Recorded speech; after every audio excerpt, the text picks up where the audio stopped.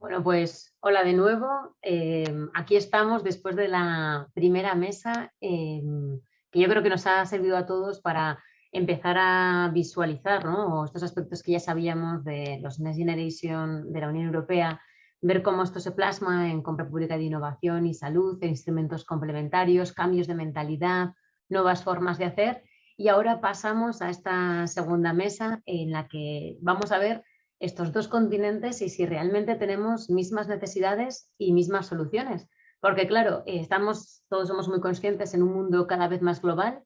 La salud parece que es algo, ¿no? que efectivamente todos queremos, y los proyectos de compra pública de innovación se están llevando a cabo, de la innovación pública en salud, colaboraciones público-privadas. Estamos viendo, ¿no?, que cada vez más son las experiencias novedosas. Se decía antes por uno de los asistentes en el chat. De hecho, os recuerdo que aquí también podéis hacer lo mismo. Tenéis la posibilidad de abajo en la pantalla de preguntas y respuestas para los ponentes y la posibilidad de participar por el chat. Y digo, ¿no?, uno de los ponentes decía, ¿cómo podemos conocer más experiencias exitosas? Porque cada vez hay más, pero es difícil a veces dar con ellas. Bueno, pues hoy tenemos la suerte de para ello contar con tres ponentes de excepción. Los voy a ir presentando poco a poco para no hacer spoiler y así que mantengáis la atención. Y en primer lugar, doy la bienvenida a Sofía Moreno. He estado tentada de hacer una presentación un poquito distinta, ¿no?, y más centrada en la persona que en la experiencia profesional, pero bueno, voy a hacerlo tradicional, vaya a ser que esto sea demasiado innovador y alguien se asuste. Sofía es cordobesa, es de formación ingeniera de telecomunicaciones y además también hizo un Executive MBA. Y ha tenido una trayectoria profesional muy grande, que yo creo que es lo que permite tener una visión integral, iba a decir de la vida, pero ahora en este caso concreto, pues de la compra pública de innovación, porque ha sido investigadora universitaria, ha dirigido una spin-off tecnológica, ha colaborado en la Secretaría de Plataformas Tecnológicas y además ella es experta de apoyo en la Comisión Europea y en los últimos años dirige Valde Innova, que es una consultora especializada en proyectos europeos de compra pública.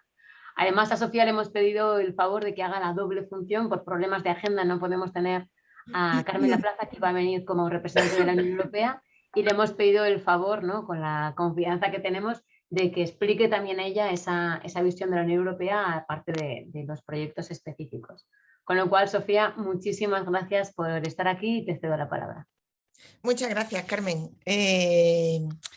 Bueno, yo voy a comenzar presentando un poquito de lo que tendría que haber presentado Carmen, que es una pena que no nos acompañe, porque ella lo explica fenomenal.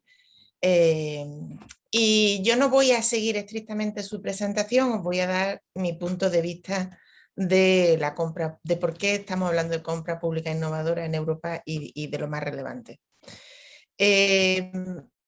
Lo primero que nos preguntamos es por qué compra innovadora en el entorno europeo y por qué se fomenta y se impulsa tanto. Como tenemos un público internacional, yo quería hacer una pequeña reflexión de cómo hemos llegado aquí, ¿no? Y en Europa, no sé si todo el mundo lo sabe o no, pero en Europa se ha invertido mucho dinero en investigación y desarrollo desde hace muchos años con una visión de inversión estratégica. Es decir, la Comisión Europea pensaba cuáles son los problemas que tenemos en este momento que necesitamos resolver y para los cuales no estamos preparados. Y en esa línea de pensamiento invertía dinero, invertía recursos, financiaba proyectos para generar un conocimiento y para generar una preparación de la industria que pudiera dar respuesta a esos problemas. Algunos sectores, como el de salud, no se pueden abordar desde una dinámica de mercado convencional. Entonces, en el sector de salud se han ido analizando durante muchos años cuáles eran los problemas de adopción y se han ido abordando. Pues integración de usuarios, usabilidad, interoperabilidad, etc. Todos estos impulsos durante todos estos años se hicieron desde la oferta. La Comisión Europea decía, este es el problema, pero luego eran las empresas y los investigadores los que trataban de dar respuesta. Todo eso ha generado un montón de conocimiento, un montón de tecnología, un montón de experiencia y un impacto muy bajito. La Comisión Europea, este problema de mucha inversión y poco impacto lo ha tenido en varios sectores, no solo en este, porque también siempre ha abordado aquellos sectores que, que estaban más lejanos de la dinámica del mercado convencional. Entonces, vamos de una innovación y una investigación dirigida desde la oferta a una innovación y una investigación que se rija desde la demanda, como llevan haciendo en Estados Unidos desde hace mucho tiempo, con mucho más éxito, que ha sido siempre también la primera inspiración para este movimiento de movernos del liderazgo de la oferta al liderazgo de la demanda. El liderazgo de la demanda en innovación y en investigación en el entorno europeo lo llamamos Innovation Procurement o compra innovadora. Y claro, evidentemente la compra innovadora tiene muchas ventajas para, pues tanto para los compradores que compran lo que necesitan expresamente y que les permite obtener el best value for money, el mayor valor para la inversión que se realiza, forzar al mercado a ofrecerle soluciones que no le bloqueen, a promover estándares, a construir realmente aquellas soluciones que le permiten dar ese salto, ¿no? Y evidentemente para las empresas que se meten en la aventura, pues poder hacer un producto a la medida de la administración pública y contar además con un primer cliente, pues también tiene muchas ventajas. Acorta tiempo y afina productos y tienes primera referencia, etcétera, ¿no?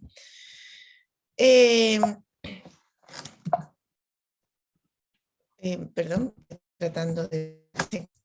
La compra pública innovadora desde la perspectiva europea se lleva a la práctica utilizando dos instrumentos. Uno es la compra pública precomercial, la PCP, y otra es la compra pública innovadora. La compra pública precomercial es una competición en donde se desarrolla la investigación. Es una competición que se desarrolla en 2 o 3 fases en las cuales se van seleccionando distintos proveedores o grupos de proveedores que van afinando la solución que hemos definido como especificaciones. Y la compra pública de innovación lo que hace es adquirir innovación que no está todavía terminada o que no está desplegada de forma masiva dentro del mercado. En ambos casos, los compradores definen su problema, no definen la solución. Definen, este es mi problema y voy a medirlo así. Y quiero que tenga este impacto. Para que sea el proveedor el que pueda utilizar imaginación y dejar campo abierto a la innovación para que las respuestas puedan ser múltiples. No estamos comprando una tetera, solo queremos hacer té.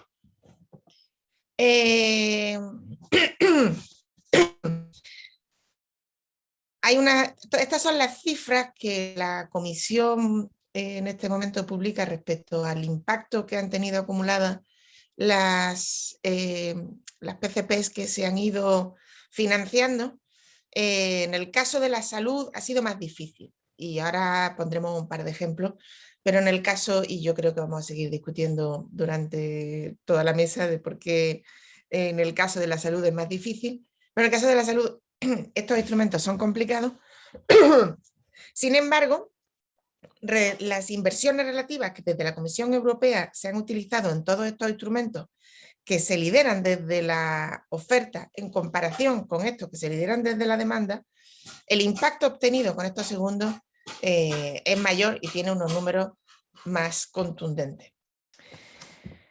De los detalles de los instrumentos concretos que se utilizan desde la Comisión Europea, solo voy a destacar el hecho de que la Comisión financia estos proyectos. O sea, estos proyectos, la Comisión Europea le da dinero a los compradores y le da dinero a sus socios para que hagan toda la preparación de los pliegos, etcétera y demás. y fuerza a que sean varios compradores de varios países los que participen ahí. Eso yo creo que es un factor fundamental para evitar que las soluciones que se propongan estén demasiado atadas a un sistema o modelo, a un hospital concreto. Y no voy a entrar en el resto de los detalles, ¿no? Pero una pregunta es, si tiene tantas ventajas y tenemos estos números tan estupendos, ¿por qué necesitamos invertir tanto dinero? Porque no lo hacen los compradores ellos solos. ¿Y por qué le damos tanta publicidad? Pues, porque tenemos tanto empeño en hacerlo conocer. Yo de la compra pública innovadora me quedo con un mensaje. Uno es, la compra pública innovadora tiene mucho más impacto potencial que el otro tipo de financiación de proyectos. Y la segunda es muy difícil. Entonces, la comisión, además de poner dinero para financiar directamente proyectos, también financia redes de apoyo, genera buenas prácticas, genera guías para las distintas etapas y no para de invertir en ese tipo también de apoyo para generar una comunidad, para reducir las barreras de entrada tan grandes que tiene en este momento. Y yo creo que casi esa parte de cuáles son estas barreras las dejaría para el debate, si os parece, porque bueno, puede ser interesante ver hasta qué punto son universales o no, pero la compra pública innovadora tiene impacto y es difícil. Y con esto voy a pasar a lo que sería mi presentación de verdad. Carmen, utilízame 30 segundos de espacio, por favor.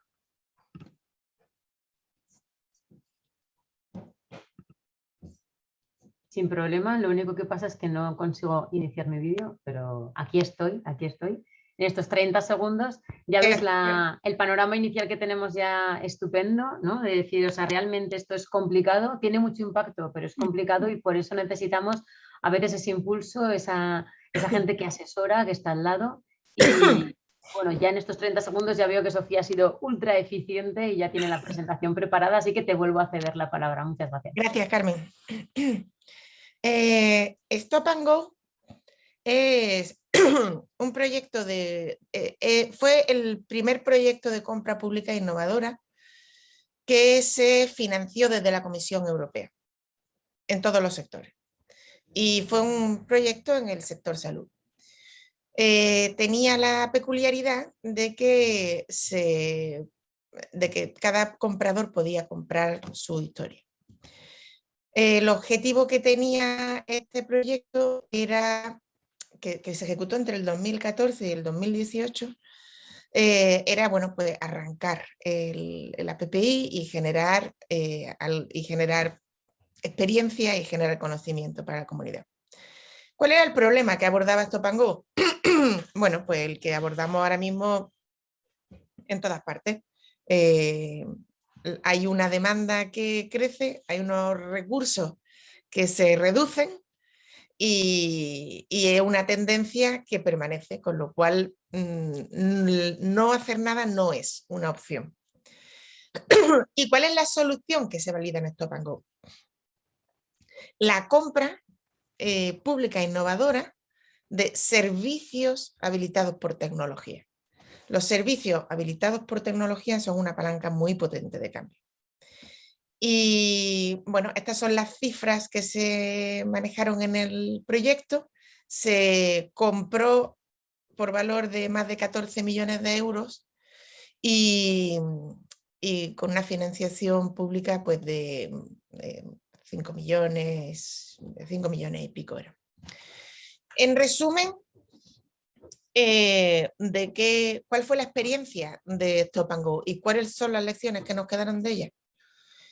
Pues todos los problemas del mundo. Para que os hagáis una idea, hubo 12 procurers que fueron socios del proyecto, de los cuales solo 4 llegaron a comprar. Era una entrada y salida permanente de socios. Dolores de cabeza, problemas, desastres por todas partes. Y bueno, el equipo estuvo cohesionado y mantuvimos mucho tiempo el entusiasmo y afortunadamente fuimos capaces de ir tirando para adelante. La Comisión Europea nos permitió también este proceso de cambio continuo, que no lo habría autorizado en ningún otro tipo de proyecto, pero aquí estaba perfectamente justificado, ¿no? Pero sobre todo Stop and Go lo que dejó fue impacto. Y os voy a contar los ejemplos de impacto que dejó Stop and Go. Uno de los casos que tuvieron mucho éxito fue el de Liverpool. En Liverpool, pues tenían los servicios sociales que, como en casi todas partes, pues son estas chicas que van a casa de los ancianitos a atenderlos y con un montón de papeles para gestionar las horas, etcétera, los resultados. Lo que hicieron fue crear una historia digital social y dotar a las cuidadoras de tablets o de smartphones, con los cuales estaban permanentemente conectados e incorporaban información directa en casa de las personas a las que estaban cuidando. Los resultados inmediatos, pues por ejemplo, en el ayuntamiento de Liverpool gastaban una pasta en un montón de tiempo porque había muchas quejas por parte de los familiares, pues porque a la señora a lo mejor se le había ido un poquito la cabeza y se le había olvidado que había ido la cuidadora, a lo mejor en algún caso incluso no había ido. Y, por ejemplo, si una señora no quería tomarse las pastillas, pues la cuidadora le hacía decir la frase y grabárselo, con lo cual los hijos tenían permanente acceso al seguimiento de lo que estaba pasando, de quién iba, quién no iba y cómo estaba yendo el cuidado. Además, los familiares se integraban dentro de la aplicación informática, con lo cual se convertían también como miembros de la red de cuidado y podían ellos decidir si querían recibir las primeras alarmas o las segundas o no recibirlas. Y una parte que tuvo una derivada simpática de todo esto fue que había barrios que estaban... Liverpool es una zona de Inglaterra poco desarrollada. Entonces había barrios en los que la gente no tenía internet en casa y para poder ponerle pues todos los sensores que les pusieron, que pusieron sensores y soluciones para identificar cuando la gente, si se tomaban bien las pastillas o no se las tomaban, e incluso ponían sensores en los inodoros para ver si la gente estaba con problemas de deshidratación, tenían un chisme que hacían push to talk para ponerse en contacto con gente y hablar. Pusieron muchos dispositivos, pero en algunos sitios no tenían banda ancha. Entonces desplegaron una red de LoRaWAN, que es una red de mucho alcance y poco transmisión, pero que permitía hacerlo a bajo precio, y a raíz de ahí empezaron a ganar premios. Y ganaron primero un premio de 1,5 millones, luego ganaron un premio de 3,5 millones, y con esto el ayuntamiento ellos desplegaron una red 5G con tecnología propia, porque todo esto lo hicieron en colaboración con un clúster tecnológico, y a partir de ahí llegaron incluso a vender los servicios, llegaron a vender sus infraestructuras a los operadores telefónicos y a convertirse en una Smart City. Y por supuesto el modelo de atención social se expandió, se propagó a otras ciudades a raíz de que se generara unos registros sanitarios digitales. Se pudo implementar un Integrated Care con la gente de salud, que siempre lo había mirado por encima del hombro, y la señora que tenía la compañía de servicio domiciliario acabó vendiendo la empresa a una multinacional española que se puso contentísima. Esta experiencia, pues os he puesto ahí algunos de los premios, pero cada vez que hablo con ellos sigue teniendo impacto. Otro de los casos que tuvo mucho impacto fue en Barcelona, que fue el caso de Sant Pau. Cuando vayáis por Barcelona, no dejéis de visitar el Hospital de Sant Pau, porque para mí es de los sitios más bonitos que hay en la ciudad y no todo el mundo lo sabe, entonces no tiene mucha gente. Sant Pau también ha recibido muchos premios, y no solo premios, sino que Xavier Viñolas, que a raíz de aquí pues, se convirtió en jefe de servicio del hospital, pues ha sido ponente en un montón de sitios y ahora lo estudian en escuelas de negocios, etc. Y a raíz de este caso de Sant Pau y de Stop and Go, ha surgido un proyecto que es Ritmo Core, que os luego contaré muy brevemente. Pero Harvard estudia la práctica clínica de Sant Pau, pero os comento un par de cositas. Este caso, este piloto consistía en comprar desfibriladores, que son unos chismes que te ponen en el corazón, muy caros y muy complejos, de otra manera. Y bueno, tenéis en pantalla algunos de los resultados algunos de los resultados clínicos que se obtuvieron con el cambio de modelo. Pasaron de un 8 a 2 de los estos chismes te los ponen en el corazón y te pegan unos chupinazos cuando lo necesitas, ¿no? Pero también a veces lo hace sin razón. Y se redujo de un 8 a un 2% las descargas inadecuadas. Y bueno, como lo tenéis en pantalla, no os leo el resto de los datos, pero esos son resultados clínicos de mejora. El modelo Sant Pau os lo voy a contar luego con más detalle, así que aquí no voy a avanzar más. No voy a entrar en más detalle, porque luego os voy a contar un poquito porque, bueno, yo creo que merece la pena. En Zaragoza se desarrolló un sistema para incrementar la adherencia y el cuidado en las medicinas que vienen a través de las farmacias hospitalarias, y yo creo que ha tenido un impacto en la región desde el punto de vista de promocionar la compra pública y de actuar como palanca en ese sentido.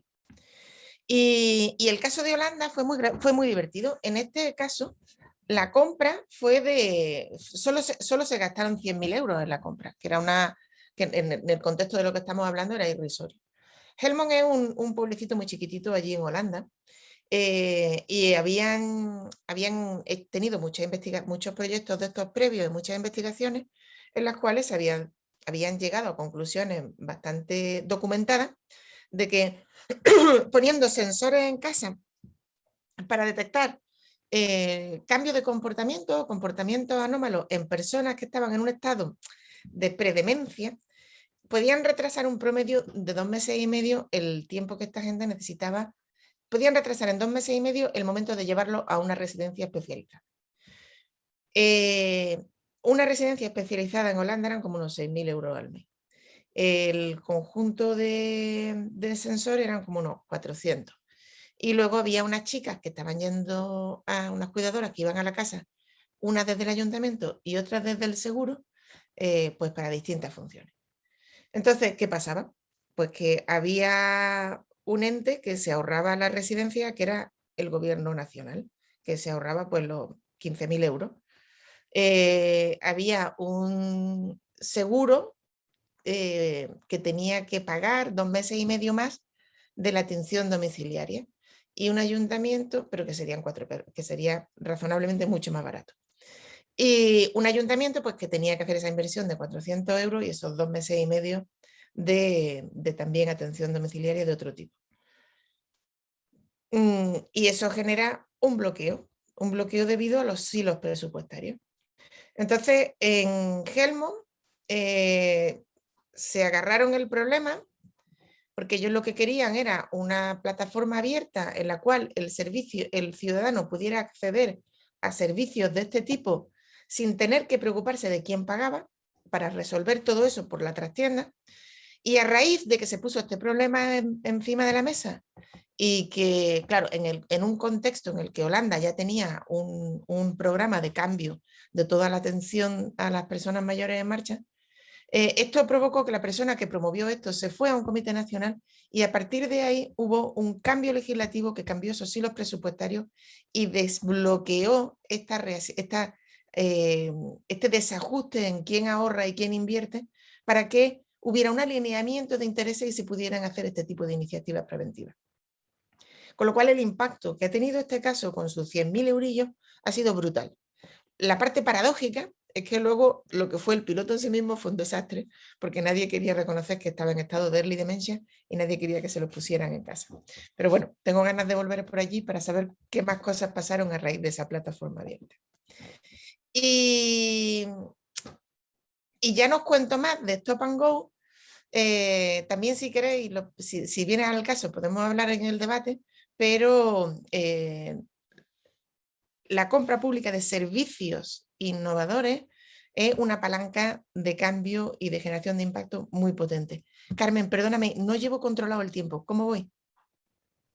Yo te diría que quizá unos minutos más sí que puedes, porque es muy interesante y es verdad que estás haciendo dos ponencias en una, la de Carmen La Plaza y Pero la es que tuya.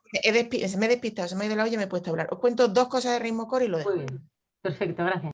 A ver, Ritmo Core es otra PPI, que es la segunda PPI que se financia a nivel europeo, que parte de la iniciativa de San Pau, pero se hace, se escala hacia arriba. Entonces ya no se hace con desfibriladores, se hace con marcapasos, se hace internacional con el Hospital de Liverpool. Bueno, al principio había partners italianos y holandeses, pero se fueron, y 3 socios catalanes.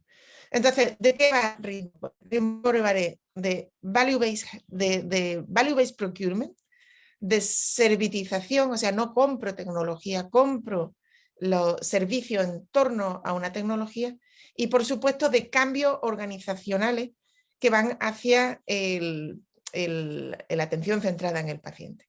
La atención centrada en el paciente es barra prevención en vez de actuar a posteriori. El Value-Based Health es lo que hacían los chinos, pues pagaban cuando estaban enfermos y cuando estaban malitos no. En este momento hay un sistema perverso de incentivos dentro del sistema sanitario, y es que se paga por actividad, o sea, los médicos ganan más dinero, todo el sistema gana más dinero, cuanto peor y más malita está la población. Entonces, eso no tiene mucho sentido a largo plazo en el contexto de recursos reduciéndose y necesidades aumentándose. La servitización no compra chismes, compra resultados. Y bueno, de esto también se puede hablar mucho, pero las administraciones públicas, cuando se enfrentan a cambios complejos con estructuras rígidas, necesitan la flexibilidad de los proveedores y necesitan, y necesitan un montón de recursos para los que ellos no tienen recursos, no tienen partidas presupuestarias.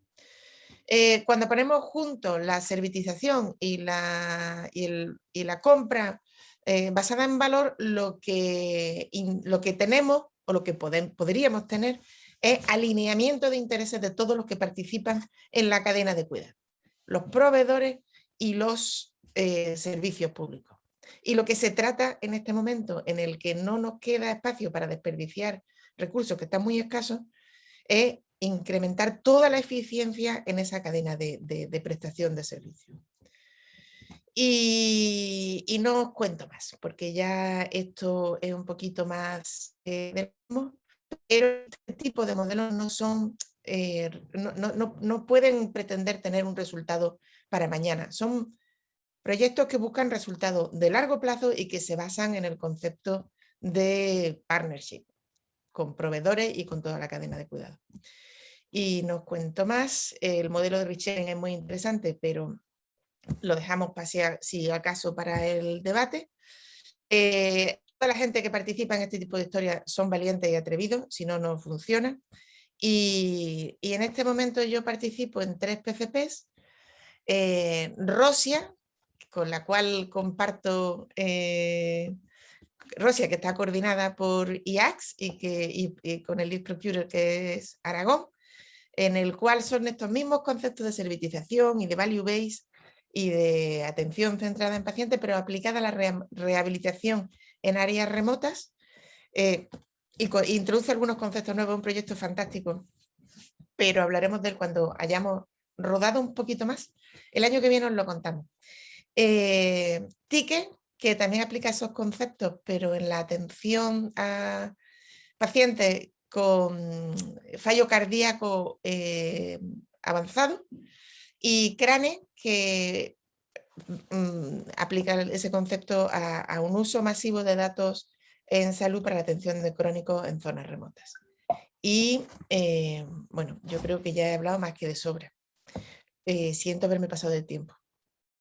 No te preocupes, Sofía, porque yo creo que todos hemos disfrutado mucho de tu intervención, sobre todo por esa visión efectivamente real de los proyectos, de qué es lo que tenemos aquí, o sea, la complejidad que requiere financiación, pero no solamente eso, sino que requiere saber, darse tiempo, organizarse bien y esa valentía y ser atrevidos, que es lo último que has dicho, que bueno, yo creo que estamos todos de acuerdo. O sea que muchísimas gracias y además por esa síntesis de 2 intervenciones en una. Y ahora saltamos ya a otro continente, nos vamos a América y tenemos la inmensa suerte de que está con nosotros Gustavo Crespi. Gustavo es especialista principal en competitividad, tecnología e innovación del Banco Interamericano de Desarrollo, del que todos conocemos, ¿no? Del BID. Él de formación es economista por la Universidad Nacional de Córdoba, Argentina, y además la Escuela de Economía y Negocios de la Universidad de Chile. Cuenta además con un doctorado en la Universidad de Sussex en Reino Unido y, como os he dicho, trabaja en el BID desde hace ya 10 años y ha trabajado además, que yo creo que es un punto positivo también para esta visión global que queremos de esta mesa, ha trabajado no solamente en Lima, sino también en Uruguay y en Washington, ¿no? Con lo cual, muchísimas gracias, Gustavo, porque además que sepáis todos los asistentes que tiene una diferencia horaria de 7 horas, o sea que está haciendo un grandísimo esfuerzo y te lo agradecemos mucho. Tienes la palabra. Bueno, muchas gracias. ¿Se escucha bien? Perfectamente, sí. Sí. Muchas gracias, Carmen. Buenas tardes por allá, por España. Y, bueno, voy a compartir mi presentación. Me dicen si se ve bien. Perfectamente. Si quieres puedes ponerlo en modo presentación. Ahora Ahí de está. maravilla. Muy Ahí bien. está. Bien. Les voy a contar un poquito la experiencia de América Latina en CPI. Nosotros tomamos siempre como referencia de CPI nosotros le llamamos no PPI, o no CPTI, sino CPI, Compra Pública e Innovación, a España, y consideramos que está mucho más adelantada que nosotros. Pero dentro de ese contexto de retraso estamos haciendo diferentes esfuerzos para movernos en esa dirección. ¿Cómo estamos en América Latina en temas de innovación? Reconocemos que la innovación es la fuente más importante de crecimiento de la productividad. Si uno toma Estados Unidos, luego de la Segunda Guerra Mundial, 50% del crecimiento de la productividad en Estados Unidos se debe a la innovación, y ese crecimiento genera mayores salarios, beneficios, impuestos, mayor bienestar económico y social. Y también es una fuente importante de sustentabilidad y reducción de emisiones de gases invernadero, por ejemplo. Sin embargo, a pesar de ese contexto, América Latina invierte muy poco en innovación, menos de la mitad de lo que invierte la OECD promedio, y en general la mayoría de los países, y son datos muy influenciados por la performance de Brasil, que invierte más del 1% del Producto Bruto en investigación y desarrollo, pero la mayoría de los países de la región está alrededor del 0.5 o aún menos.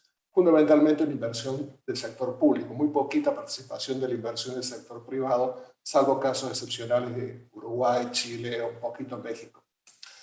Entonces, en ese contexto, varios países de América Latina han desplegado diversas políticas de apoyo a la innovación en los últimos 20 años, lo que incluye fundamentalmente incentivos tributarios para investigación y desarrollo, subvenciones, crédito blando, inversión de capital, formación de capital humano. Sin embargo, lo que nosotros vemos es que la mayoría de estas inversiones están ancladas en un modelo lineal, parcial y cerrado de innovación, donde prácticamente la investigación básica lleva a la investigación aplicada, lleva al desarrollo tecnológico, y eso lleva a la innovación. Y la realidad de este modelo, típico de los años 50 o años 60, en realidad se ha quedado obsoleto. El mundo está transitando hacia un nuevo modelo de innovación diferente, mucho más en red, mucho más abierto, mucho más colaborativo, y por ende políticas de innovación que fueron diseñadas para atender los obstáculos de ese modelo lineal, en realidad es difícilmente que funcionen cuando el modelo es otro. Entonces es necesario pensar en nuevas políticas que tengan en cuenta los obstáculos, pero no del modelo viejo, sino del nuevo modelo. ¿Y cuál es ese nuevo modelo?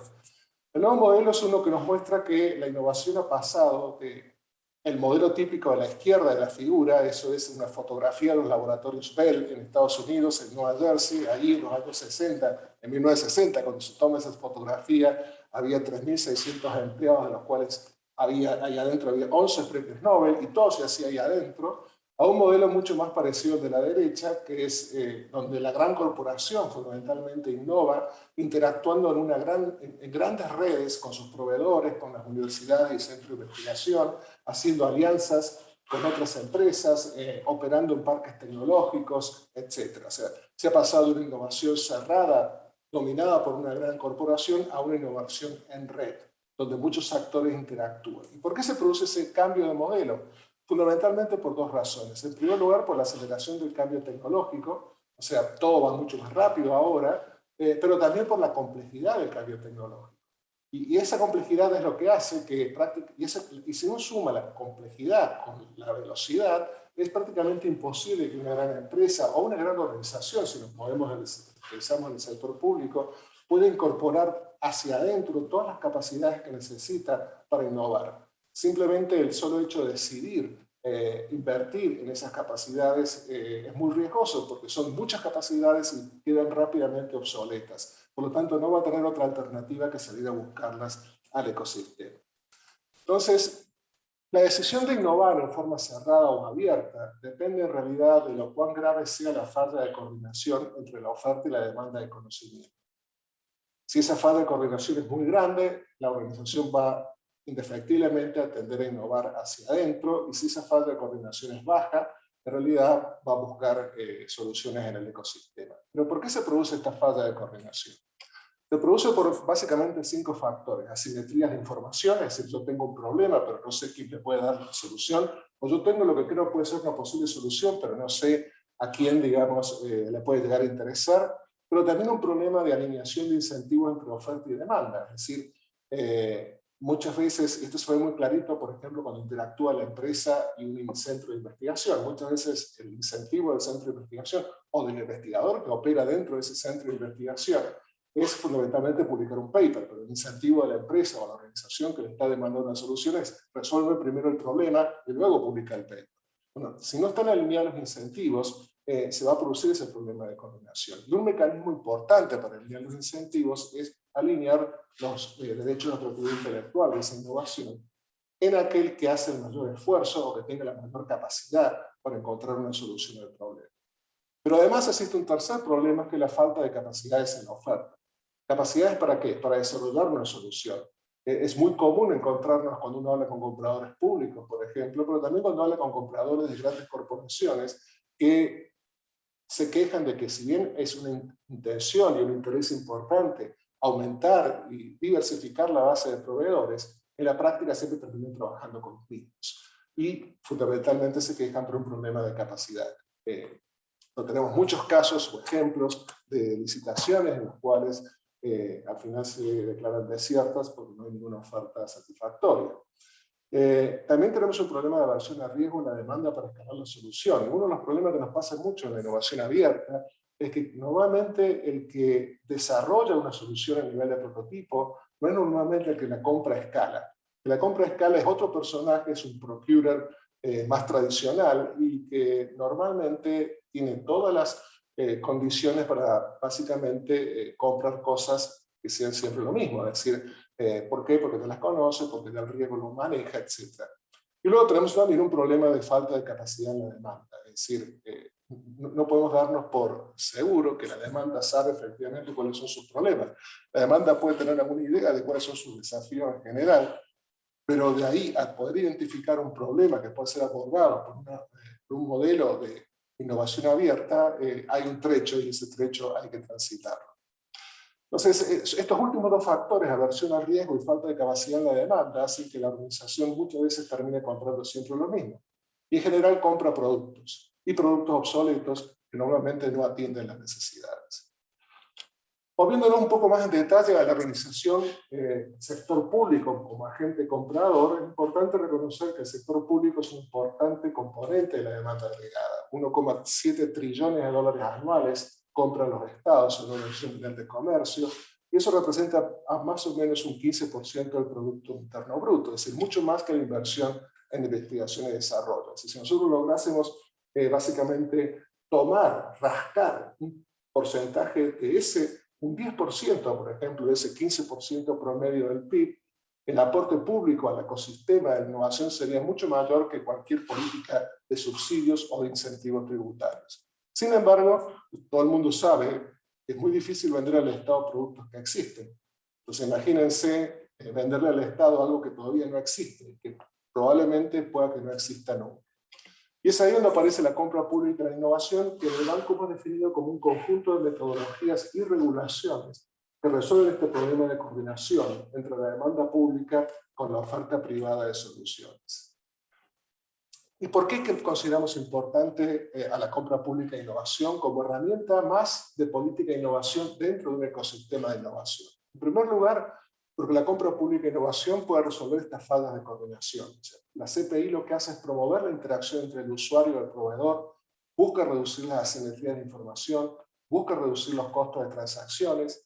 O sea, el Estado puede crear un mercado lo suficientemente grande para contrarrestar la incertidumbre que inhibe una mayor inversión privada en investigación y desarrollo. Pero también la compra pública de innovación puede mejorar la provisión de bienes públicos. O sea, el Estado, como un usuario directo de innovación, con el objeto de mejorar la efectividad y eficiencia en la provisión de bienes públicos en salud, educación, defensa, medio ambiente, etc. Y la compra pública puede también promover el aprendizaje. En bienes complejos, el Estado puede actuar como un cliente sofisticado, generando aprendizaje y demostrando la autoridad de las innovaciones para mercados más masivos. La CPI como una herramienta adicional de política industrial, podemos pensar en este caso. Ahora, desde el lado del banco y viendo la realidad de los países de la región, hemos desarrollado un marco conceptual que nos lleva a pensar que esto no ocurre de forma automática. Recién Sofía nos decía que estas son políticas de alto impacto y como todas políticas de alto impacto son de difícil implementación. Y implementar implica trabajar con una serie de elementos claves que nosotros consideramos que son 4. En primer lugar, tener buenas condiciones marco, es decir, que exista en el país una definición de una política de CPI con metas y objetivos, tener un marco de adquisiciones amigable con la CPI, por ejemplo, que permita especificaciones funcionales, que permite llevar a cabo consultas al mercado, que permita definir claramente cómo se van a asignar los derechos de propiedad intelectual. Pero también necesitamos organización y capacidad en el sector público, formación de recursos humanos especializados, difundir metodologías de design thinking y prospectiva para saber qué es lo que el sector público necesita comprar, no ahora, sino dentro de un par de años, por ejemplo, es lo que nos puede llevar a desarrollar una solución innovadora, elaboración de guías y lineamientos en el sector público. En tercer lugar, generar estos espacios para experimentar soluciones, es decir, la planificación y comunicación de la demanda temprana, es decir, qué es lo que necesito dentro de 2 años, no lo que necesito de forma urgente hoy, el uso de plataformas de consulta al mercado, interacción de usuario-proveedor, el uso de la compra pública precomercial para experimentar, y finalmente tener un conjunto de incentivos a la adquisición de soluciones innovadoras, que pueden venir por el lado de cuotas de mercado, compras innovadoras aseguradas, garantías tecnológicas o un financiamiento dedicado a la oferta y a la demanda. Consideramos que si están estas 4 cosas, el sistema puede funcionar. Si falta alguna de ellas, el sistema le va a costar bastante arrancar. Entonces, algunos ejemplos de estas soluciones, de estos elementos claves del diseño de una política de CPI. Un ejemplo 1, que tomo del profesor Charles Edquist de Suecia, son las especificaciones funcionales. Y claramente tener muy en claro que comprar un producto no es lo mismo que comprar una función. Comprar un producto es el comprador describe con exactitud el producto que quiere comprar. En cambio, comprar una función es cuando el comprador describe el problema que quiere resolver. Solamente lo que me decía recién Sofía muy claramente en muchos de sus ejemplos. Necesito planchar, pero no necesito una plancha. Solamente se compran aquellos productos que implementan las funciones que proveen una solución al problema que se quiere resolver. Y la mayor parte de las compras públicas son compras de productos, donde todos los años rutinariamente se compra la misma cosa, aunque esta cosa sea obsoleta. Esta forma de comprar, la compra de productos, por definición anula la posibilidad de innovación, lo que significa que yo debo ser capaz de especificar en un pliego cuál es el producto que quiero comprar. Si lo puedo especificar, el producto ya existe, y si el producto ya existe, ya no es una innovación. Entonces, un ejemplo que Edquist siempre levanta es el tema de abordar el problema de la contaminación por ruido en una carretera. Comprar el producto podría ser especificar que quiero comprar una barrera de cemento de una dada dimensión para aislar la población del ruido de la carretera. Comprar una función puede ser que lo que yo especifico es que la meta es alcanzar 40 decibeles de ruido en la casa más próxima a la carretera. Y ahí la solución puede venir de distintas formas. Puede ser la barrera de cemento, pero puede ser reducir la velocidad, mucho más barato, puede ser un asfalto más insonoro, puede ser un diseño de ondas sonoras, tener carriles dedicados, mucho más barato que una barrera de cemento, por ejemplo, tal vez más efectivo. Suecia introdujo la compra funcional en su marco de adquisiciones en el año 2014 y están planteando el Consejo Nacional de Innovación de Suecia proponer que la proporción de compras públicas en términos funcionales debe subir un 5% al año durante los próximos 5 años hasta llegar a un 25% de las compras públicas totales. Pero además, una de las cosas que se observa claramente es cuando uno promueve la compra pública funcional, además de la innovación, también promueve la competencia. Es lo que le interesa mucho a los compradores públicos, promover la competencia y la transparencia. Bueno, precisamente la funcionalidad en la definición de las compras incentiva la llegada de proveedores de diferentes sectores que van a proveer diferentes productos. Y eso siempre es bueno al momento de encontrar una solución.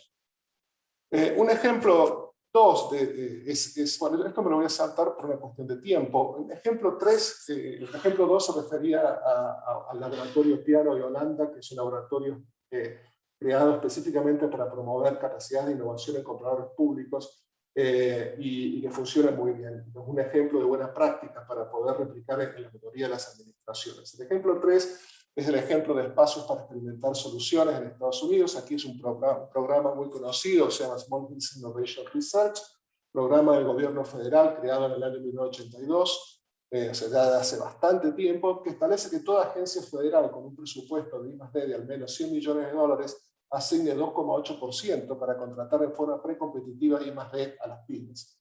Es un proyecto de compra pública, es un programa de compra pública precomercial en el cual las agencias participantes son el Departamento de Agricultura, el MIS, el NOAA, Defensa, Educación, Energía, Salud, Seguridad, etc. La NASA. Cada departamento define una necesidad y lanza una competencia. Y la competencia es en fase. La primera fase en 6 meses, $100.000 para el estudio de una validación tecnológica, y si el proponente pasa la innovación tecnológica, pasa la validación tecnológica, entra a una fase 2 de 24 meses por $1 millón en grant, o en contrato, por así decirlo, para el desarrollo de la imagen. La fase de escalamiento es compra pública regular. Un ejemplo de compras públicas garantizadas es un ejemplo de la compra de refrigeradores eficientes en el caso de Suecia, donde se estableció como una meta la reducción de un 40% en el consumo de energía en los refrigeradores que compraban los municipios para sus viviendas sociales. Y se estableció para aquel que lograse demostrar que efectivamente tiene un prototipo que logra cumplir esa meta, una compra garantizada de un lote de 500 dosis. Bueno, se llevó a cabo todo el proceso y al final se terminaron, hubo un proveedor, Electrolux, que fue capaz de lograr en realidad producir 2 prototipos que cumplían con la meta, y a partir del mismo se le compró a uno de esos 2 prototipos 637 refrigeradores. ¿Qué estamos haciendo del lado del BID? Del lado del BID, nosotros vemos que los países de la región, una de las 4 condiciones que yo les mostraba anteriormente, la mayoría de ellos no lo cumplen. Es decir, no tenemos marcos de adquisiciones amigables a las compras públicas de innovación. En la mayoría de los países de la región no está regulada la compra pública de innovación, tanto en su versión final como en su versión precomercial. Pero sí pensamos que el BID puede ayudar mucho a que esas reformas se produzcan. ¿Por qué? Porque a través de nuestras políticas de adquisiciones. El banco definió nuevas políticas de adquisiciones en el año 2020, se entraron en vigencia hace poco más de un año, para incorporar prácticas de compra pública de CPI en las adquisiciones que el banco hace, básicamente a través de 3 herramientas. Licitación en múltiples etapas, que es, nosotros lo definimos cuando alguien tiene una idea de solución pero no puede especificarla en detalle, por lo tanto no puedo ir a una compra pública convencional, sino que puedo generar diferentes etapas a través de las cuales voy logrando especificar cada vez más la solución que quiero comprar, o sea, estoy relativamente cerca al mercado. Una herramienta de diálogo competitivo, que es cuando se tiene más de una solución y se necesita explorar un poco más, y la solución de la herramienta de la Alianza para la Innovación, que es cuando no existen soluciones en el mercado y se necesita arrancar de cero haciendo investigación y desarrollo. ¿Y por qué decimos que son herramientas importantes en las políticas de previsiones del banco? Porque en el marco de programas de préstamos financiados por el banco, normalmente las políticas de decisiones del banco se superponen o quedan, digamos, con preferencias sobre las políticas de adquisición de los países. Entonces, países que están financiando proyectos de inversión, por ejemplo, con fondos del banco, podrán usar estas herramientas de compras públicas de innovación, aún en el marco de las políticas de decisiones del banco, aún cuando el marco nacional de política no permite llevar a cabo estas cosas. Entonces, pensamos que a partir de ahí se pueden usar los proyectos del banco como banco de pruebas, no como banco financiero, sino como un laboratorio, para que los países puedan aprender a cómo implementar estas distintas metodologías de compra, de manera de luego incorporarlo en sus programas regulares de adquisiciones. Somos el único multilateral que tiene esta flexibilidad en este momento en su marco de adquisiciones. También es cierto que no es completamente real que todos los países de la región no tengan marco de política de CPI. La situación es un poquito más variada. Brasil sí tiene un marco de política de CPI, que ellos lo llaman encomiendas tecnológicas. Uruguay sí tiene un marco de política de CPI, mientras que el resto de los países están en un proceso de construcción. Por eso pensamos que podemos acelerar ese proceso a través de estas nuevas políticas de adquisiciones del banco. Y en el marco de estas nuevas políticas de adquisiciones, estamos haciendo estas pruebas pilotos para generar aprendizaje en varios países. Un ejemplo es la licitación para el desarrollo de un nuevo sistema de compra o de venta de tickets para el transporte público, en el caso de Uruguay, que es arriba a la izquierda en esta foto. Una segunda solución debajo es el desarrollo de una solución para integrar en forma remota laboratorios del sector público que llevan a cabo test y ensayos. Esto es en el caso de Lima. Sabemos que el país es complicado, tenemos centros tecnológicos que capturan muestras para control de calidad, por ejemplo, análisis de inocuidad alimenticia. En el caso de Perú es muy importante porque es un importante exportador de alimentos, pero los equipos robustos con los cuales básicamente se hacen esos ensayos están en Lima, las cadenas productivas están en regiones. Con la pandemia se ha hecho muy complicado la movilidad de las muestras, por lo tanto lo que se está comprando para esa red de laboratorios, que la maneja el instituto público que se denomina Instituto Tecnológico de la Producción, es un mecanismo de integración remota, de manera tal que lo que viaje no sea la muestra, sino la información que existe dentro de la muestra para el análisis en los laboratorios robustos de acá de Lima. En Ecuador estamos trabajando con la empresa proveedora de agua potable de la ciudad de Quito en un proyecto para reducir a cero las fugas no visibles de agua. Y en el caso de Brasil también en temas de agua y saneamiento en la región, en el estado de Paraná. ¿Qué pasó con el COVID? El COVID se convirtió de repente en una oportunidad para el CPI, una oportunidad para avanzar rápidamente en llevar a cabo reformas que pudieran acelerar los procesos de CPI en los diferentes países. Y los países respondieron relativamente rápido, sobre todo por el lado de las agencias de innovación. La Agencia de Innovación de Perú, por ejemplo, que se denomina Innovate Perú o ProInnovate, lanzó rápidamente convocatorias de retos para abordar la problemática del COVID-19. Lo mismo hizo el Ministerio de Ciencia y Tecnología de Argentina con la creación de la unidad de coronavirus, el Ministerio de Ciencia de Chile con el programa COVID-19 o la Agencia de Innovación de Uruguay con el programa de desafío del COVID-19. Y de esas convocatorias dedicadas salieron soluciones para el sector salud. En el caso de Uruguay, de Perú, por ejemplo, arriba a la izquierda se difundió la plataforma Smart Doctor, que es una plataforma de telemedicina para ayudar a los médicos a llevar a cabo un seguimiento a los pacientes con COVID que se encontraban internados, que se encontraban en atención domiciliaria. En el caso de Argentina, muy exitoso los barbijos Atom Protect N95 Plus, desarrollada por el CONICET, que se encuentra disponible en el mercado. En el caso de Chile, una convocatoria específica que diseñó respiradores para los hospitales en un escenario, un contexto donde no había respiradores y había que decidir a quién conectabas y a quién no.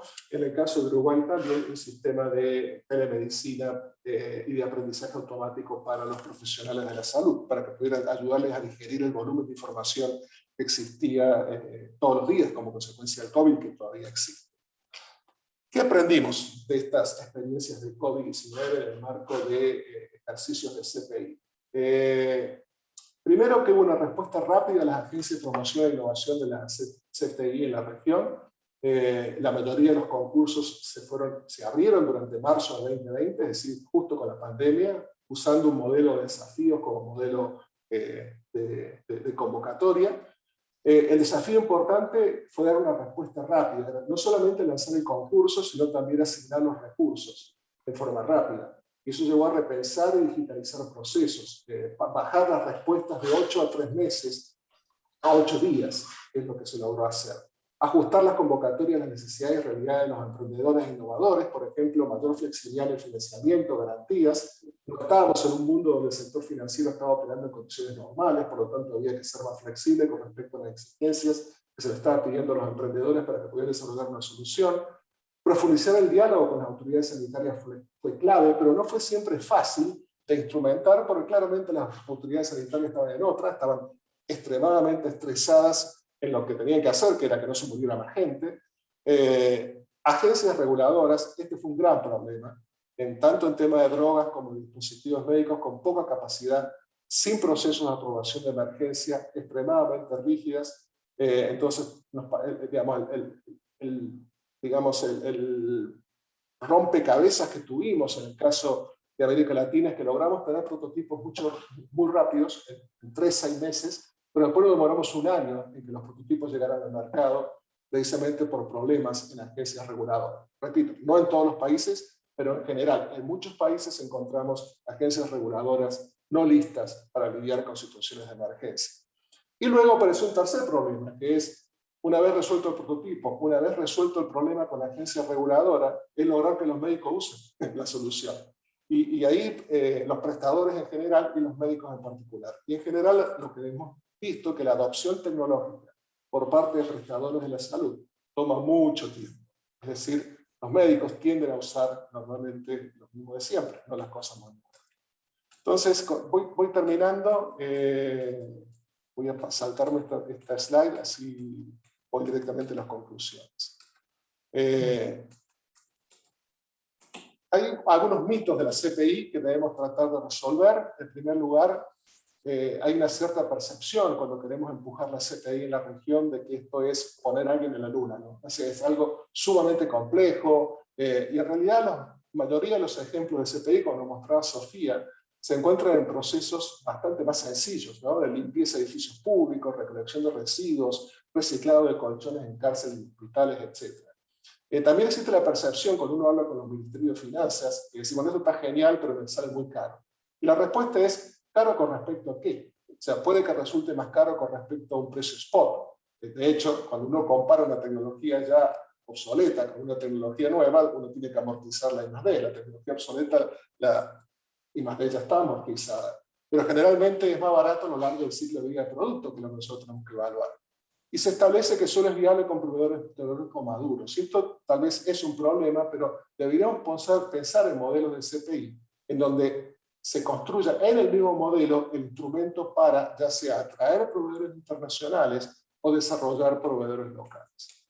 En síntesis, la CPI es el mecanismo a través del cual la innovación abierta se puede difundir en el sector público. Para ello es necesario desarrollar soluciones a problemas de coordinación de la innovación abierta ajustada a las complejidades propias del sector público. Y desde el banco estamos comprometidos en apoyar este modelo en América Latina y un ejemplo de eso son nuestras nuevas políticas de adquisiciones. Muchas gracias. Bueno, muchísimas gracias a ti, Gustavo, por esta interesante reflexión donde has sacado muchos de los temas que efectivamente son problemáticos, desde la problemática en sí misma de vender lo inexistente, tenemos que resolver problemas cómo los determinamos, la competencia, cómo utilizar las distintas herramientas, el COVID como oportunidad, vamos, has tocado casi todos los temas y además en el espacio abierto de pasado mañana, del jueves, precisamente tenemos también una de las experiencias de innovación abierta, con lo cual nos viene perfecto para el hilo del Congreso, así que muchísimas gracias, Gustavo, por tu intervención. Y pasamos, porque ya veis que vamos justitos de tiempo, directamente a Claudia Deni, la tercera de las ponentes de esta mesa. Además, me encantaría que hubiera algo de espacio para el debate, aunque yo os digo que a las 2:30 cerraremos sí o sí, porque hay derechos humanos, así que hay que comer, hay que parar, ¿no? Y hay que descansar. Claudia es magíster en Derecho Administrativo de la Universidad Austral de Buenos Aires. Es especialista en contrataciones públicas de la Procuración del Tesoro de la Nación. Diplomada en Administración Pública y Tecnologías 4.0, Derecho Procesal Ambiental y en Contratación con Participación Público-Privada, elemental ahora mismo. Docente del INAP, del Instituto Nacional de la Administración Pública y de la Oficina Nacional de Contrataciones. Y además, bueno, pues es la responsable de la sección de Contratación Pública en Innovación del Observatorio de Contratación de la Universidad Austral. Así que ya veis que con este panorama seguro que aprendemos mucho de su experiencia. Muchísimas gracias, Claudia, y eso sí, intenta tenerte al tiempo mucho para que tengamos aunque sea 5 minutitos de debate. Muchas gracias. Bueno, intentaré. Muchísimas gracias. Bueno, muchísimas gracias por tu presentación. Y bueno, la verdad es que nosotros vivimos en un mundo sumamente convulsionado y la pandemia fue un viento fuerte que aún no nos permite llegar a la costa. Voy a empezar a compartir ahí está. Muy bien. De esto se trata la innovación, de poder hacer frente a lo que acontece, a lo que acontecerá. Y ni que hablar de la innovación en salud, después de lo que la pandemia reveló, que fue un gran vacío asistencial a nivel mundial. Este es el momento para un nuevo sistema de innovación en salud, y por eso aquí estamos. Bien. Sabemos nosotros que ya la Organización Mundial de la Salud viene trabajando con especial énfasis desde el 2018, en que celebró una cumbre en Ginebra decisiva para alcanzar un nuevo modelo en compras públicas de innovación. Me gustaría expresar lo siguiente. En salud hay una gran complejidad de servicios asistenciales. Hay muchos agentes, muchos intereses, diversidad de insumos que además varían de región en región. Así lo ha expresado el proyecto SHIP de compras públicas sostenibles en el Programa de Naciones Unidas para el Desarrollo, conocido como PNUD. Muy bien.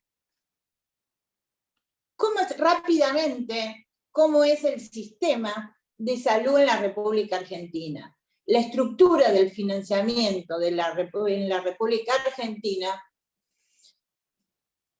se divide en un sector público que se financia a través de los impuestos. En la República Argentina ninguna persona nacional o extranjero deja de ser atendido. ¿Esto qué significa? Que no hay ningún tipo de condicionamiento para cualquiera que esté en el suelo argentino de poder acceder a la atención en salud en forma gratuita. Y luego tenemos el sistema de seguridad social, que está compuesto por las obras sociales, en donde está incluido el PAMI, que es la obra social de los jubilados, y luego el sector privado, lógicamente, que atiende a demandas privadas y de personas que se encuentran asociadas a empresas de medicinas prepagas. ¿Cuál es el contexto de la República Argentina? La República Argentina hizo un gran esfuerzo con esta pandemia. Veníamos haciendo mucho sobre innovación, pero obviamente que la pandemia nos tomó muy de sorpresa. Entonces hubo que salir a enfrentar los tiempos que estábamos viviendo. En este contexto tenemos que, según Eurostat, que es la Oficina de Estadística de la Unión Europea, Argentina tiene 400 médicos cada 100.000 habitantes. O sea, que Argentina, con 44 millones de habitantes, es el segundo país con mejor ratio médico por cada 100.000 habitantes, solamente superado por Rusia. Bien, el problema que tenemos, y que se evidenció en la pandemia, es que tenemos 4 enfermeros por cada 10.000 habitantes. Y estas son cifras actualizadas del 21 de enero del 2021. Los jóvenes no eligen la carrera de enfermería, a pesar de contar con una carrera universitaria. Yo voy a exponer haciendo comparaciones de experiencias internacionales y regionales, y estas experiencias se basan en una colaboración entre lo público y lo privado, y vamos a dar ejemplos concretos. La innovación no es monopolio privado, por eso siempre va a estar unida entre lo público y lo privado. Uno de los pilares que necesita la compra pública de innovación es la normativa. El tema está que en Argentina no hay una normativa a nivel nacional, no hay un marco regulatorio específico. Esta ausencia ha motivado que en muchas ocasiones haya que recurrir a alternativas jurídicamente viables para poder encauzar las iniciativas. Hay dos ejemplos dentro de lo que se llama elaboración participada de los pliegos. Hay dos ejemplos que se dieron en procedimientos de selección: la contratación de un sistema de comunicaciones de datos e Internet para unidades del INTA. El INTA es el Instituto Nacional de Tecnología Agropecuaria, y el otro ejemplo es el servicio de comidas para el complejo penitenciario de la localidad de Ezeiza. En estos dos ejemplos, la publicidad previa promovió el diálogo del mercado con el Estado y de los futuros oferentes, dando lugar allí a nuevas innovaciones. Esta fue la manera de cómo se sorteó la falta de materia, la falta de normativa en la materia. También se hace a través de acuerdos nacionales, que han sido procedimientos que han sido innovadores a la hora de necesitar cubrir exigencias, por ejemplo, en mercado, que están desarrolladas por la ONC, Oficina Nacional de Contrataciones Públicas. En este sentido, la normativa nacional en general de compras públicas, que es el decreto 1023 del 2021 y el 1030 del 2016, si bien consideran en sus postulados la necesidad de incentivar la innovación, posteriormente en sus disposiciones específicas no hablan más de compras públicas de innovación. Bien. Además, también en este sentido hubo que recurrir a disposiciones diversas que se encuentran en distintos articulados para poder implementar las compras públicas de innovación. Existe sí una ley sobre innovación tecnológica, pero está referido a los organismos que se dedican a la investigación. No ha sido una normativa sobre compras públicas. Pero esta situación parecería que revirtiendo. ¿Por qué digo esto? Porque el día 13 de septiembre pasado, o sea, hace muy poquito tiempo, el Poder Ejecutivo presentó un proyecto de ley de compra argentino, desarrollo de proveedores y compras para la innovación, que implica un avance, un gran avance a esta falta de normativa de la que le venía hablando. Crea un programa de compras públicas para la innovación que tiene por objeto incorporar gradualmente desarrollos y soluciones innovadoras a fin de modernizar y mejorar la compra de bienes y servicios. Da una definición que es bastante interesante, porque acá nos dice qué son las compras públicas para la innovación, cuál es el aspecto que tiene que cubrir la compra pública de innovación. Y es compras de resultados parciales de procesos de investigación, de desarrollo tecnológico e innovación. Y el segundo aspecto a tener en cuenta es que va a estar referido a compras de resultados finales de procesos de investigación, desarrollo tecnológico e innovación que todavía no hayan sido comercializados a gran escala. Bien. Vamos a ver. Bien. Establece además una unidad ejecutoria, que es la Agencia Nacional de Promoción de la Investigación, el Desarrollo Tecnológico y la Innovación, que tiene ciertas funciones, por ejemplo, promover las compras innovadoras, ofrecer formación a las áreas de compras de toda la administración pública, asistir a la elaboración de los pliegos, intervenir en la evaluación de ofertas, etcétera, etcétera. Como ya dije, este es un gran avance. Obviamente que ese proyecto de ley, una vez que sea ley, habrá que ser reglamentado, pero bueno, digamos que estamos subiendo un peldaño en este largo camino. Ahora bien, vamos a dar ejemplos a partir de ahora, porque nos vamos a enfocar en qué está haciendo la República Argentina. Y no podemos dejar de relacionar en muchos casos este tema con el COVID. Por ejemplo, la empresa Entel IPIC, una empresa argentina, ha desarrollado una inteligencia artificial que puede diagnosticar el COVID a través de una simple radiografía de tórax. Es un desarrollo de inteligencia artificial, algo similar a lo desarrollado por el Hospital Royal Bolton del Reino Unido, que también es un sistema de inteligencia artificial.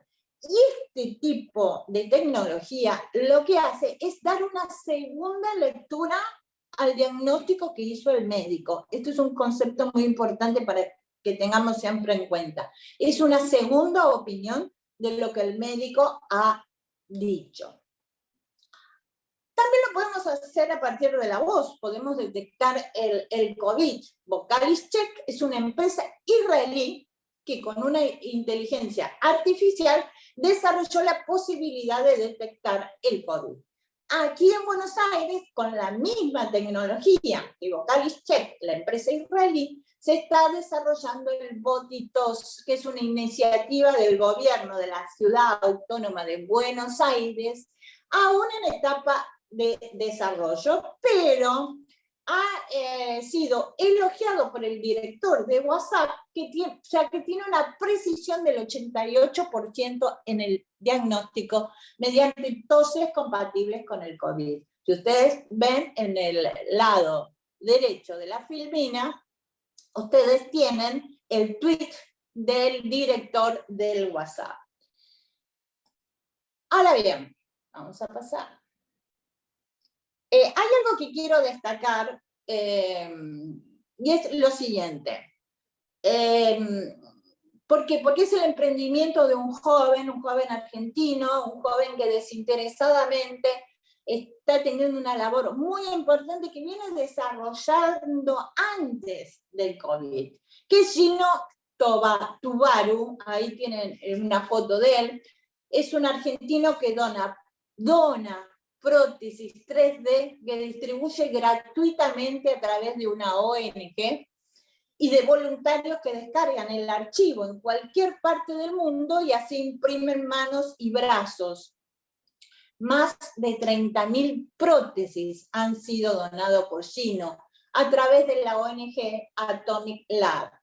Ahora, por el COVID, obviamente, estuvo donando máscaras y tapabocas, además de estar trabajando en un proyecto para imprimir cierres plásticos para cordones umbilicales para lugares vulnerables del planeta. Es por eso que me atrevo a elogiar la acción desinteresada que realiza Gino. Vamos a pasar a la siguiente filmina. Nosotros tenemos que hay tecnologías que existían antes del COVID, que las conocíamos, pero no eran tan tenidas en cuenta por el público en general. A partir del 2020 tomaron un gran auge y fueron de gran ayuda. La telemedicina irrumpió fantásticamente y permite la atención más rápida para todos aquellos que tengan accesibilidad a las TIC, obviamente. También tenemos las app, como por ejemplo en la República Argentina tenemos la app Cuidar. También tenemos una app para los turnos de vacunación que funcionan perfectamente. En algún congreso en el que participé, Cuidar, donde había que incorporar los datos personales de las personas, pero que tenía como finalidad, tiene como finalidad evitar la propagación del virus, hubo otros colegas que cuestionaban el derecho de la intimidad. ¿Por qué? Porque el Estado sabe cuáles son mis movimientos, en cuanto a que sabe con quiénes he estado. Entonces, bueno, puede ser un seguimiento estatal que puede vulnerar mi derecho a la intimidad. El tema acá está en poder dilucidar y tomar partido por cuál de los dos bienes vamos a merituar que son de mayor importancia. ¿Qué es más importante? ¿Mi derecho a la intimidad o la salud de toda una comunidad frente a una situación de emergencia? Bueno, eso son decisiones y posturas personales. Además, en Argentina no fue obligatorio. Sí fue obligatorio en la provincia de Buenos Aires estar incluidos en el cuidado. Y después tenemos las famosas historias clínicas que existían desde mucho antes, como por ejemplo en hospital alemán, hospital italiano, que son hospitales de comunidad, pero que atienden al sector privado, donde ayuda tanto a médicos como a pacientes, porque ambos tienen acceso a toda la historia clínica, ¿sí? En cualquier momento y en cualquier lugar a donde se vaya, el paciente especialmente y el médico que lo va a atender saben cuáles son los antecedentes.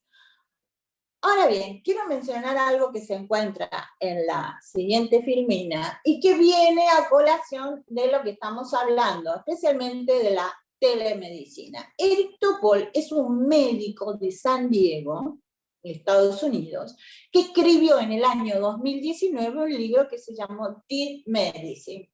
En este libro, lo que dice Eric es que uno tiene un problema, llama y pide una cita con el médico. Obtiene el turno, 2 semanas, 3 semanas después, va a la sala del consultorio, espera unos 30 minutos, pasa al consultorio, se encuentra con el médico y está solamente 5 a 10 minutos con el médico, después de haber esperado tanto. Además, ¿qué pasa? ¿El médico qué hace? El médico mira permanentemente la pantalla. ¿Por qué? Porque está leyendo la historia clínica electrónica. Y mientras el paciente habla y responde a las preguntas del médico, el médico lo único que hace es sigue mirando el teclado. Entonces él lo llama el efecto teclado. Entonces, tenemos que evitar que el médico mire el teclado. Hay una relación, un contacto visual de que los médicos tienen que tener con sus pacientes. Entonces, ¿cuál dice que es la solución? La solución son las tecnologías GP3, donde evitaríamos el efecto teclado. Los algoritmos irían transcribiendo todo lo hablado entre el médico y el paciente, lo cual va a permitir mirar a los ojos, escucharlo, consolarlo, inclusive tener más tiempo para realizar el informe, el examen físico. Eso sí, esta tecnología, veremos si es superada por otro, no entiende lo que escribe, solamente escribe todo aquello que escucha. Un tema muy importante es la utilización de los robots. Hay 3 tipos de robots, como ustedes saben. Había robots que, por ejemplo, estaban en los aeropuertos que podían detectar a posibles enfermos de COVID. Están los que sirven para desinfectar superficies, ya sea hospitales, oficinas, transporte público de pasajeros. Y están otros robots que asisten a los médicos y enfermeras, tomando la presión, la temperatura, informando inmediatamente al personal de salud. ¿Qué está haciendo Argentina en este tema?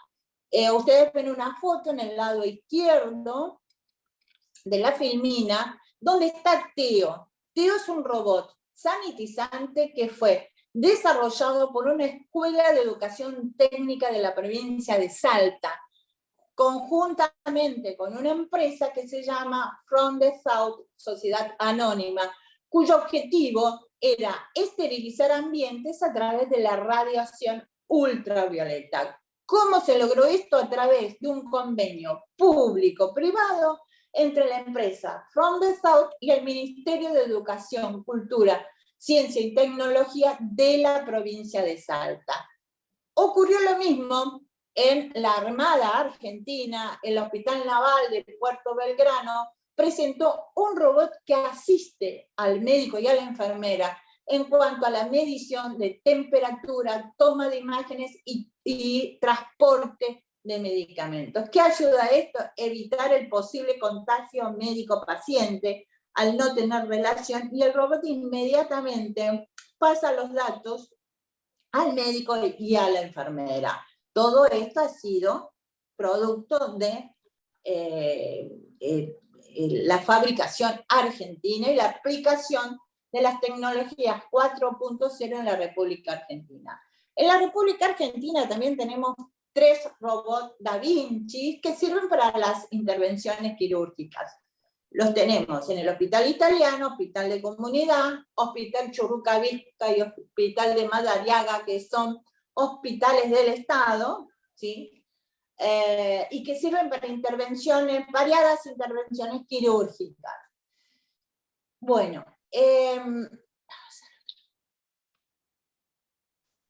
acá ahora lo que quiero destacar es lo siguiente. Hay muchos organismos nacionales que se destacan a nivel nacional e internacional por su labor científica, tecnológica y de innovación. Por ejemplo, el CONICET, que es el Consejo Nacional de Investigaciones Científicas y Técnicas. Su primer presidente fue el Premio Nobel Hussein. La Universidad de Buenos Aires, también, según el ranking mundial de universidades por temáticas QS, la UBA es por 7º año consecutivo la mejor universidad de América Latina. El Instituto Nacional de Tecnología Industrial, así tienen el logo, es el INTI, que es un referente en materia de tecnología industrial. El INTA, que impulsa la innovación y la transferencia de conocimiento, contribuyendo al desarrollo sostenible del sector agropecuario. También tienen el logo del INTA. La Administración Nacional de Laboratorios e Institutos de Salud, Carlos Malbrán. El Instituto Leluar, que es un centro de investigación argentino dedicado a la bioquímica, farmacia y biología celular y molecular.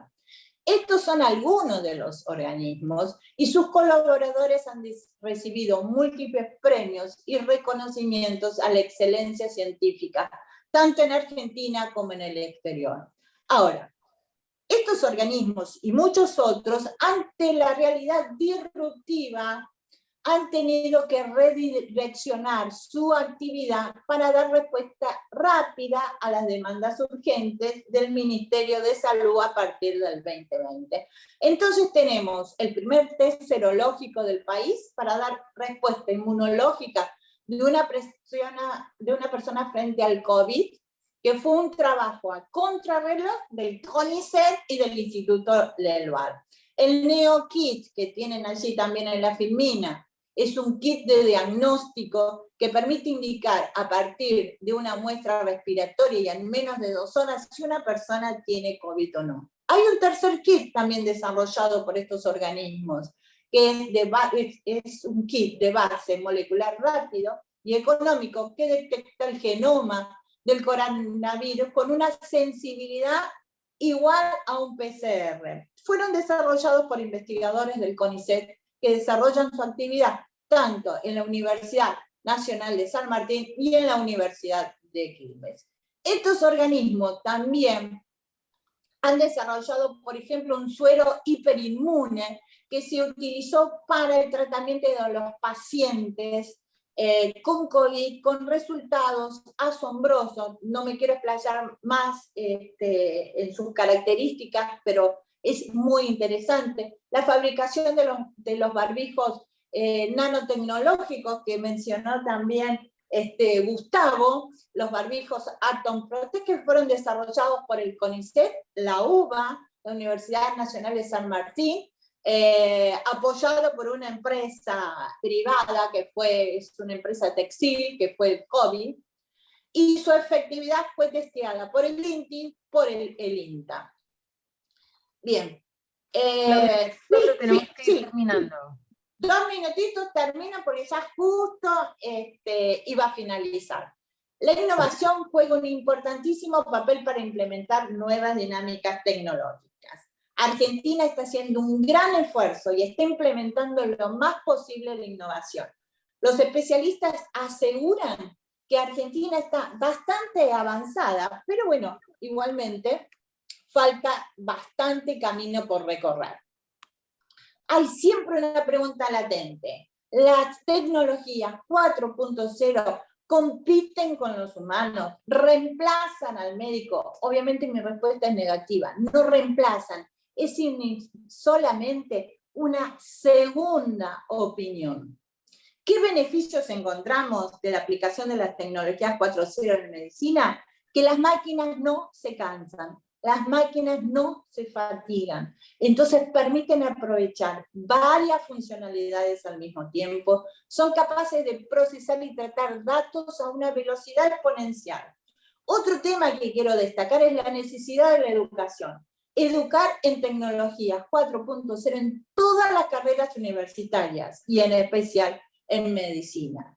De respiradores a logística hemos hablado de telemedicina hasta robots en los quirófanos. Tuvimos que dar respuesta a las nuevas demandas. Las tecnologías están impactando en todos los rubros. La pandemia nos puso a prueba. Son herramientas que van a quedar. Hay que ordenarlas e incluir protocolo. Hubo alta satisfacción. No las vamos a dejar de seguir usando.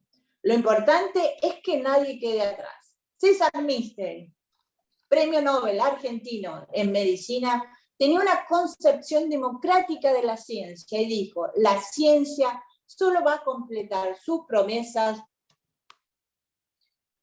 cuando los beneficios sean compartidos equitativamente por los verdaderos pobres del mundo. Bueno, aquí termino. Muchísimas gracias. Muchísimas gracias, Claudia. Ya me temía que íbamos a quedarnos sin tiempo en esta segunda mesa porque han salido muchas las ideas. Le pido a Chema, de hecho, por favor, que me ponga también a Gustavo y a Sofía en pantalla porque creo que habéis dado entre todos un panorama muy interesante de estos nuevos retos que tenemos y cómo los estamos afrontando tanto en unos lugares como en otros, ¿no? Realmente el reto de las necesidades, los problemas son comunes, pero es cierto que la forma de afrontarlo es dispar. Se me han quedado muchísimas ideas y cuestiones que tenía para vosotros en el tintero, pero hemos pasado ya la hora máxima de las 2:30, con lo cual por mi parte solo me queda daros las gracias otra vez por vuestra participación. Muchas gracias también a los participantes que siguen conectados con nosotros y mañana volveremos con un taller. Os cedo la palabra si queréis para una despedida ultra rápida. Y seguimos. Bueno, de mi parte, muchísimas gracias a todos los presentes y bueno, espero que mi exposición les haya resultado útil. De mi parte también, gracias por la invitación y ha sido un placer compartir el panel con Claudia y con Sofía, ha sido todo muy interesante y bueno, seguiremos en contacto. Bueno, yo la verdad es que me quedo con montones de ganas de preguntaros cosas de todo lo que habéis hablado y como que la mesa yo la empezaría ahora, ¿no? Pero bueno, en vez de eso vamos a comer. Y Carmen, una moderadora estupenda. Muchas gracias a Liax por organizarlo y por invitarnos, pero por favor, la próxima en Zaragoza, ¿eh? Eso, y con jamoncito y queso para que así se habla mucho mejor y se llega a ideas mucho más prácticas. Pues y ojalá que pueda ser presencial. Eso. O semipresencial al menos. Muchísimas gracias y seguimos mañana con un taller de DPI. Hasta luego. Muchísimas gracias.